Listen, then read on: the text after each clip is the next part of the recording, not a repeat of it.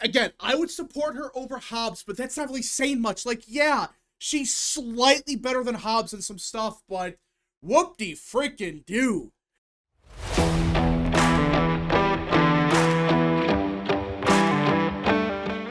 What is up, people of the internet? It is me, Real American, back in with a new video, and I hope everyone is having a great day. I'm having a great day myself.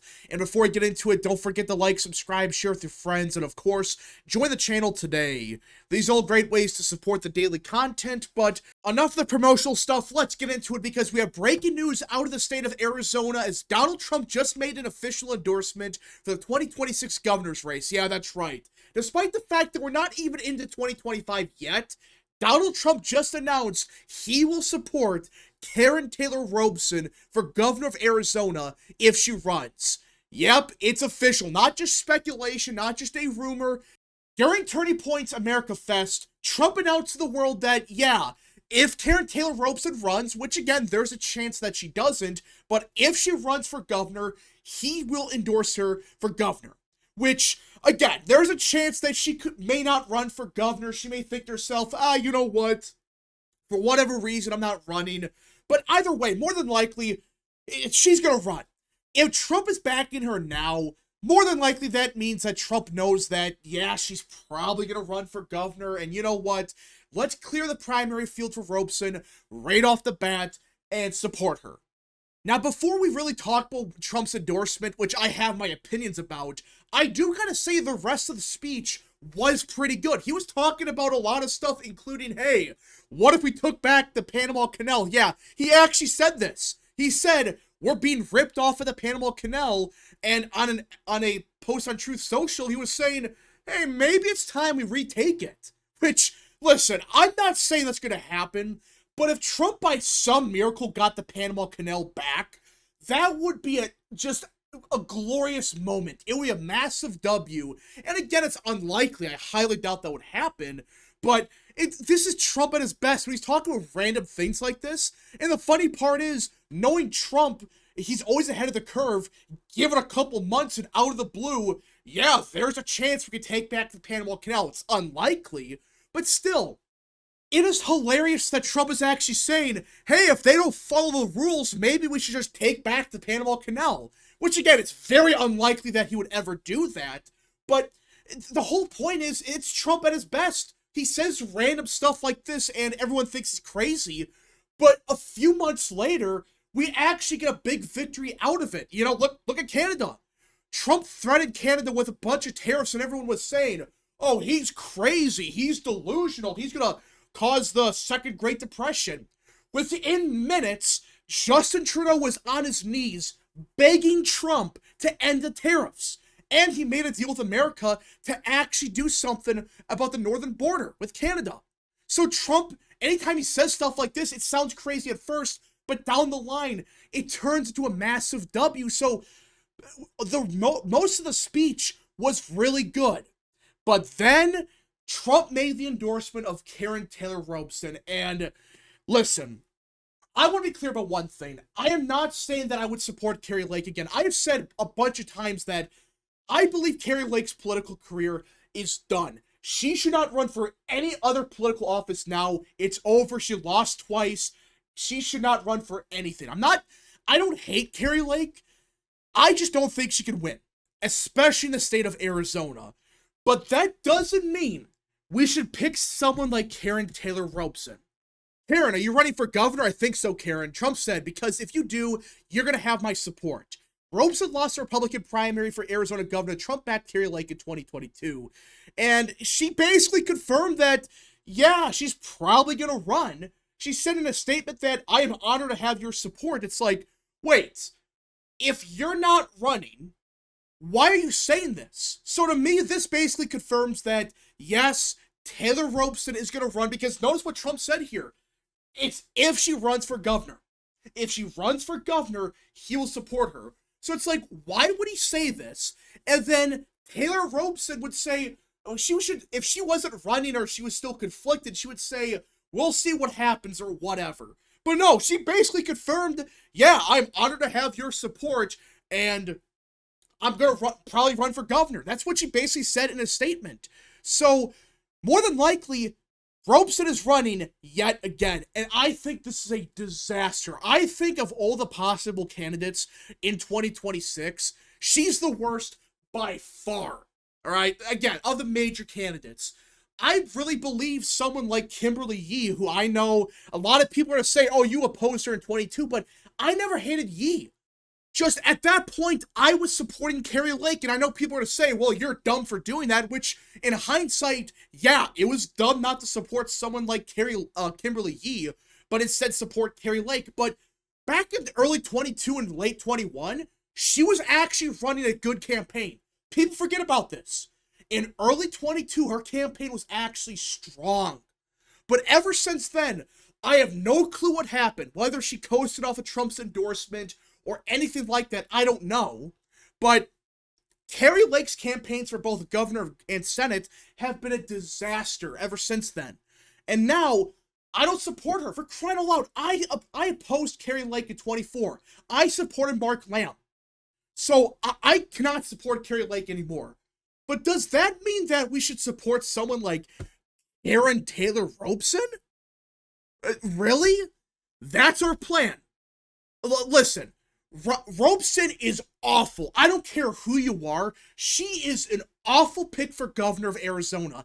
And we're not talking about the state that voted for Biden by half a point in 2020. No, in 2024, Trump won the state by 5. So you can't use the excuse of, well, we need a moderate John McCain Republican to win. Bullshit. Trump did just fine in Arizona despite not being a John McCain Republican whatsoever. You just need someone that can run a halfway good campaign. I fear that Karen Taylor Robson is not only bad on the issues, but her past record on certain things would demoralize a bunch of Trump voters. For those that don't know, in 2022, Karen Taylor Robson supported Prop 308.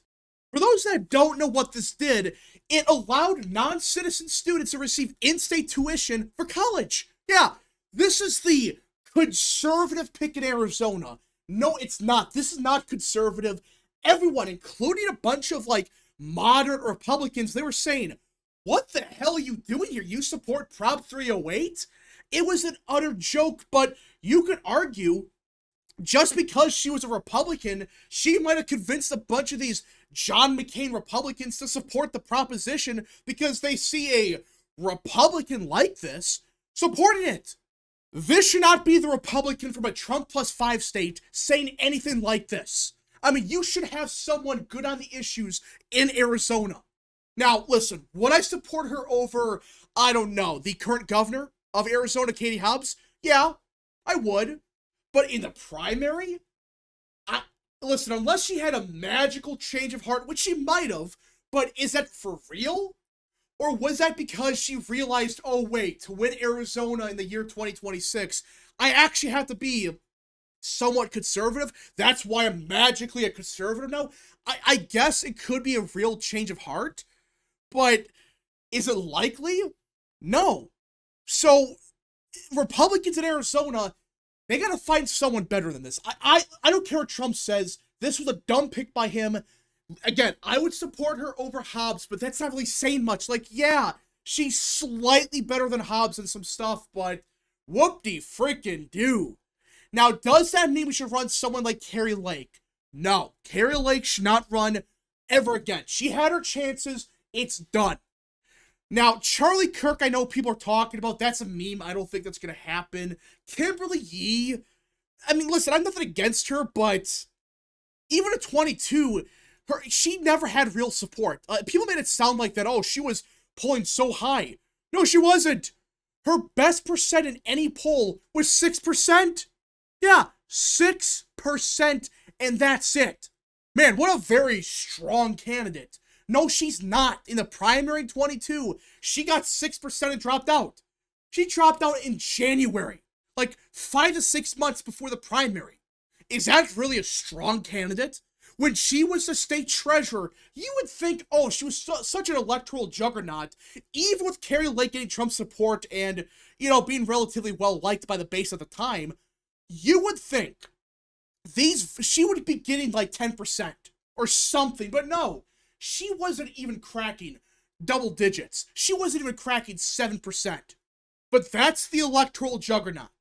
I mean, listen, there's nothing wrong with Yee. I just don't think she's as strong as some people think. Just because she's the state treasurer, and yeah, she won in 22 and 2018, state treasurer elections don't matter. I mean, guys, just because you won a state treasurer election, that doesn't mean you're automatically this super strong candidate. That's bullshit. If that was really true, Josh Mandel should be the senator of Ohio right now. He should have won the primary easily. But guess what? He got crushed. Not just in 2022, but back in 2010. Back in, like, I think it was 2012, I should say. So this idea that being a state treasurer automatically makes you a strong candidate is BS. Like, could it help you with name recognition? Yeah, but let's be honest. Does the average voter really care about the state treasurer election? Which some might, some voters might care about that. But do you really think it's the biggest issue? I don't think so. So, Karen Taylor Robson is a bad candidate, but Kimberly Yee, I don't know if she could really win a primary, if I'm being honest. But there are a couple other options that could run. I mean, of the ones in the wiki page, I don't think any of them are I guess Kimberly Yee is the best.